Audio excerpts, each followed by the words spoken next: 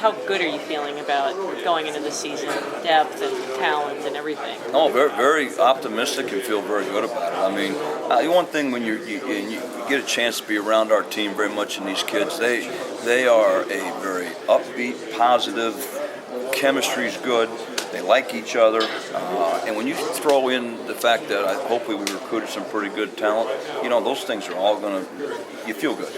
And obviously you got to avoid injuries and not lose keys players and all those kinds of things. But going into the season, we still got a long way to go in camp to decide who's what, where, and how. But all the signs point positive. We'll put it that way. You've only had a few hitting practices so far. What are some of your early impressions of Mike McCray?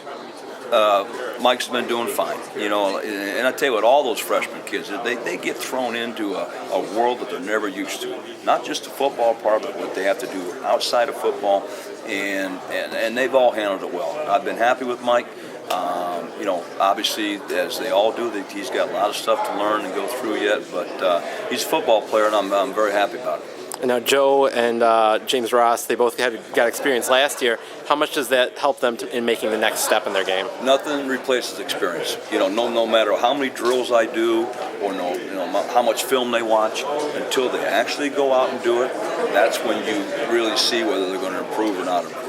And right now, that experience is paying off pretty good for both of them. And Desmond working at the Mike spot, sort of a new thing for him. Is that something that you see him adapting to that well? He's been doing very well at it. Desmond's a very driven, intelligent football player that you could ask him. I mean, when he came out of high school, he played quarterback, linebacker, fullback. He played multiple positions all in the same season when he was in high school.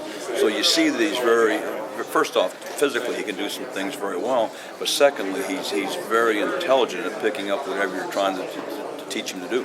Now, is that something where if James got hurt, you could move him back over and put Joe in at Mike, or would someone be, would Royce Jenkins-Stone just step right in at the will spot? Well, you know what?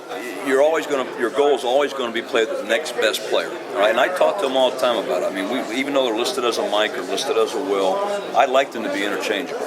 You have to focus more on that, but you better understand what discipline does. Because if someone had to be replaced on a long-term basis, you want to play the next best football player, not just the next best Mike or the next best Will.